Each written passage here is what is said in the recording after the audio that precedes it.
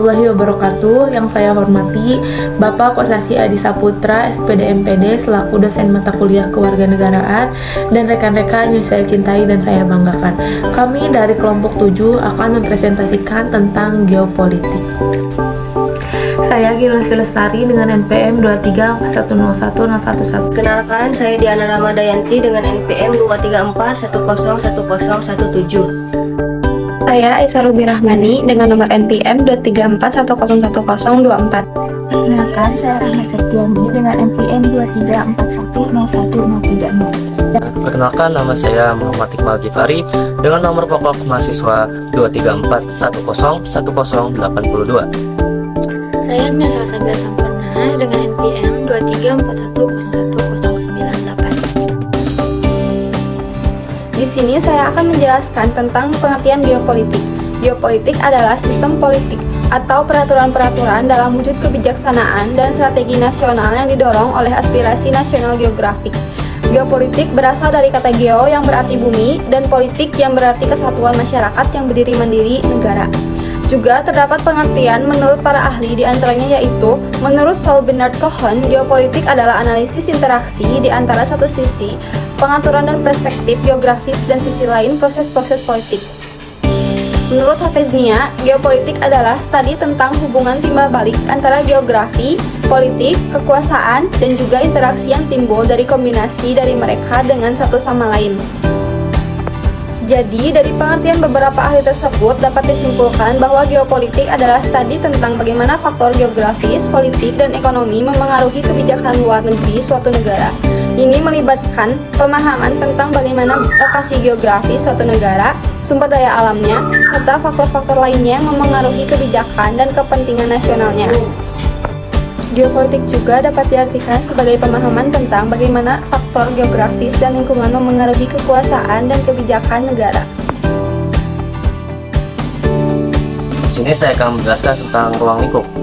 Ruang lingkup terbagi menjadi dua. Nah, untuk yang pertama yaitu analisis pola interaksi kehidupan politik masyarakat dengan lingkungan hidup sekitar. Nah, analisis pola interaksi antara kehidupan politik masyarakat dengan kondisi alam dan lingkungan sekitar dapat melibatkan beberapa aspek. Misalnya, dampak kebijakan politik terhadap lingkungan seperti regulasi lingkungan, pengelolaan sumber daya alam, dan perlindungan lingkungan. Selain itu, respon masyarakat terhadap isu-isu lingkungan juga bisa mempengaruhi agenda politik dan keputusan pembuat kebijakan. Ini merupakan contoh interaksi kompleks antara politik dan lingkungan yang memerlukan pemahaman mendalam untuk analisis yang akurat. Yang kedua, negara merupakan subjek dari geopolitik karena negara merupakan sebuah wadah bagi suatu bangsa dan memiliki kondisi geografis yang berbeda. Nah, negara merupakan subjek dari geopolitik karena negara mewakili entitas politik yang memiliki kedaulatan atas wilayah tertentu. Setiap negara memiliki keadaan geografis yang unik, termasuk letak geografis, iklim, topografi, dan sumber daya alam.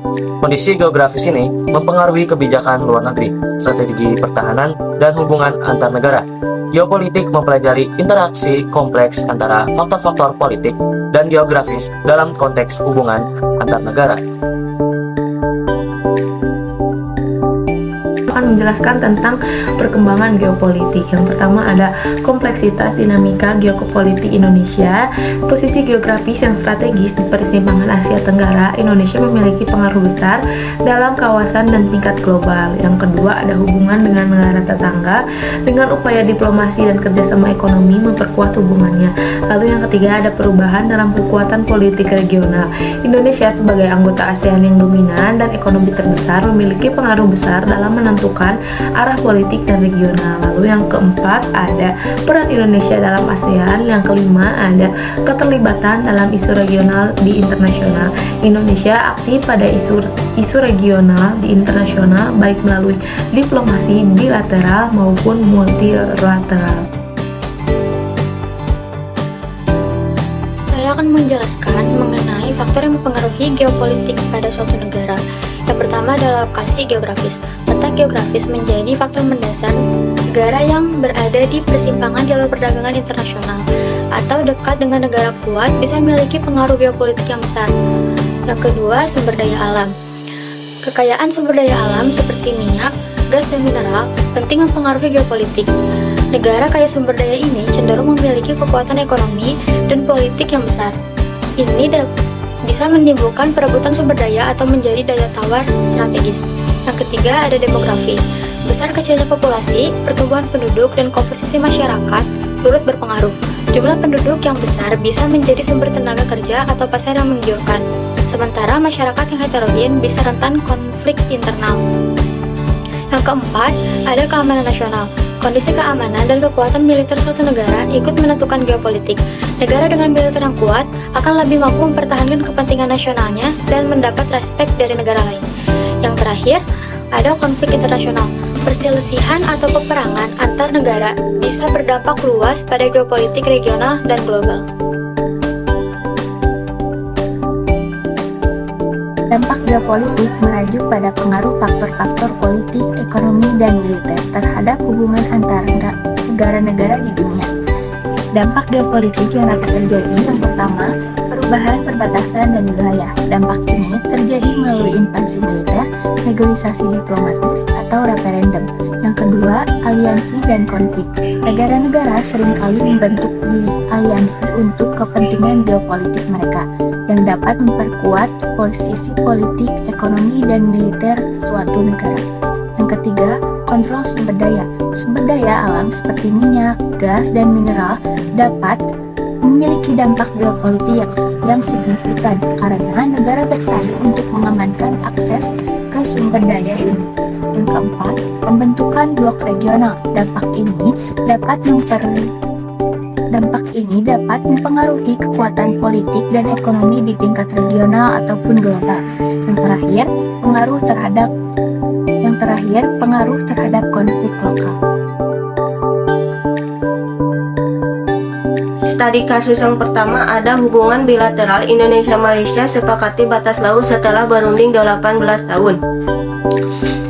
Indonesia dan Malaysia telah mencapai kesepakatan mengenai batas laut setelah berunding selama 18 tahun. Kesepakatan ini mencakup dua segmen batas maritim, yaitu Laut Sulawesi dan Selat Malaka bagian selatan. Presiden Indonesia Joko Widodo menyambut baik penyelesaian negosiasi batas laut ini dan berharap proses negosiasi perbatasan lainnya dapat segera diselesaikan, termasuk perbatasan di Sebatik dan Sinapad selesai. Kesepakatan ini juga mencakup penyelesaian beberapa Memorandum of Understanding antara kedua negara termasuk perjanjian lintas barat, perjanjian perdagangan perbatasan, sertifikasi halal, dan kerjasama promosi investasi. Selain itu, Presiden Joko Widodo dan Perdana Menteri Malaysia Datuk Seri Anwar Ibrahim juga membahas tentang perlindungan pekerja migran Indonesia dan penegakan hukum yang adil bagi para pekerja Indonesia. Mereka juga mendorong kolaborasi untuk melawan diskriminasi kelapa sawit dan komoditas lainnya.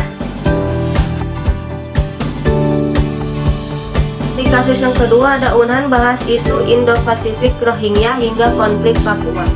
Kawasan Indo-Pasifik dan AUKUS.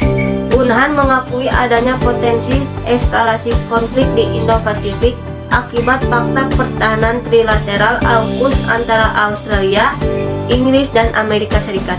Fakta ini yang dimaksud untuk menyeimbangkan kekuatan militer Tiongkok.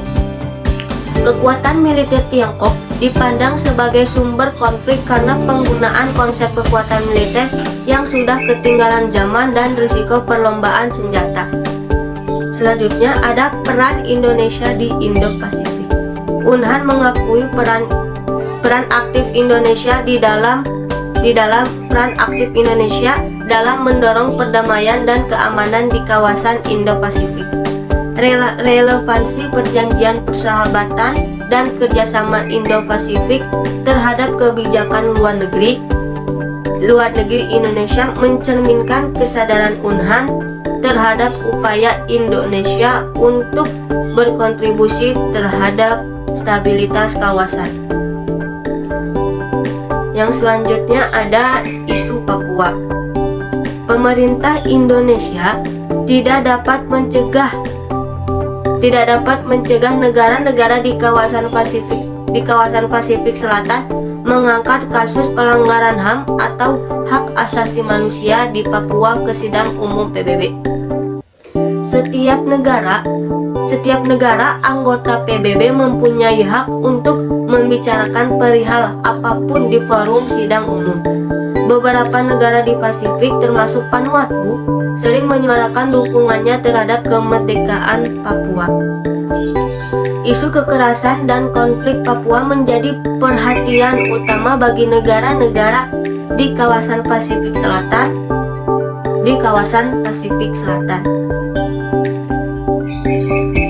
Adapun konflik etnis Rohingya, Indonesia sebagai ketua ASEAN memiliki peran penting dalam menyelesaikan masalah pengungsi Rohingya. Meskipun upaya yang dilakukan ASEAN untuk menuntaskan akar permasalahan di Myanmar sangat mungkin terhalang oleh prinsip non-intervensi.